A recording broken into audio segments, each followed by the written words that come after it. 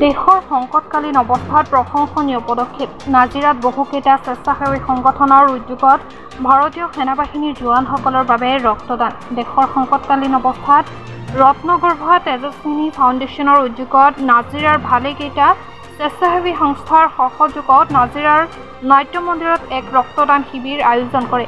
দেশৰ সীমান্তত দেশৰ সেনাবাহিনীয়ে দেশৰ অখণ্ডতা সাৰ্বভৌমত্বৰ বাবে যুঁজ দি থকাৰ সময়ত সীমান্তত শত্ৰুপক্ষৰ আক্ৰমণত আঘাতপ্ৰাপ্ত হোৱা সৈন্য বাহিনীৰ জোৱানসকলৰ বাবে উক্ত ৰক্তদান শিবিৰ অনুষ্ঠিত কৰা হয়। শতাধিক যুৱক তথা ব্যক্তিয়ে ৰক্তদান কৰি দেশ মাতৃৰ বাবে যুঁজ দিয়া সাহসী জোৱানসকলৰ বাবে থকা মানৱীয় দায়িত্ব আৰু কৰ্তব্য পালন কৰি স্ব-ইচ্ছাই ৰক্তদান কৰা পৰিলক্ষিত হয়। আয়তীৰ উৰুলিৰ মাংগলিক পৰিৱেশত ৰক্তদান কৰি শিবিৰ মুকলি কৰে কুটুম্ব সুৰক্ষা পৰিষদৰ সভাপতি সূত্ৰধাৰ সত্যৰঞ্জন বৰাই।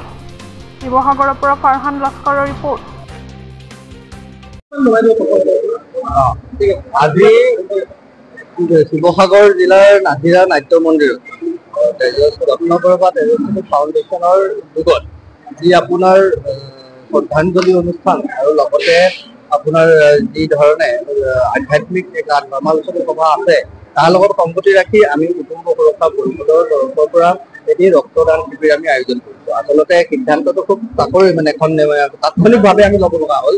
লৈ পেলাই আমাৰ কথাটো এইটো যে ভাৰতৰ যিসকল সেনা বাহিনীয়ে পাকিস্তানৰ বিৰুদ্ধে যুদ্ধ কৰি আছে, অহৰহ তেওঁলোকে আমাক সুৰক্ষিত দিয়াৰ কাৰণে তেওঁলোকে নিজৰ জীৱনকো তুচ্ছ জ্ঞান কৰি ২৪ ঘণ্টাই তেওঁলোকে কাম কৰিছে।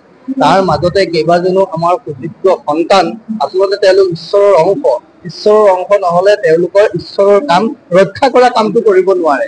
সাধাৰণ মানুহে আমাক ৰক্ষা কৰিব নোৱাৰে। ৰক্ষা কৰাৰ সময়ত বিপদত পৰিলে আমি ঈশ্বৰক বিচাৰো। এতিয়া মই কৈছো ভাৰতৰ সেনা বাহিনী, নৌসেনা, স্থলসেনা, বায়ু সেনা প্ৰত্যেকজনে যিসকল ইয়াৰ লগত জড়িত হৈ আছে আমাক নিজৰ সুৰক্ষা প্ৰদান কৰিছে। তেওঁলোক একোজন ভগৱানৰ অংশ, ভগৱানৰ দূত। তেওঁলোক সুস্থ হৈ থাকক, তেওঁলোক বিজয়ী হৈ আহক। যিসকল ইতিমধ্যে শ্বহীদ হৈছে তেওঁলোকৰ আত্মাই সদ্গতি লাভ কৰক। আমি নোৱাৰো তাত গৈ যুদ্ধ কৰিব, আমাৰ সেইটো সৌভাগ্য নহল, তেওঁলোক সৌভাগ্যশালী। গতিকে আমি ইয়াৰ পৰা আমাৰ অকণমান ৰক্তদান প্ৰক্ৰিয়াৰে আমি তেওঁলোকক উৎসাহ যোগাব খুজিছো। তেওঁলোকৰ পৰিয়ালক আমি কৃতজ্ঞতা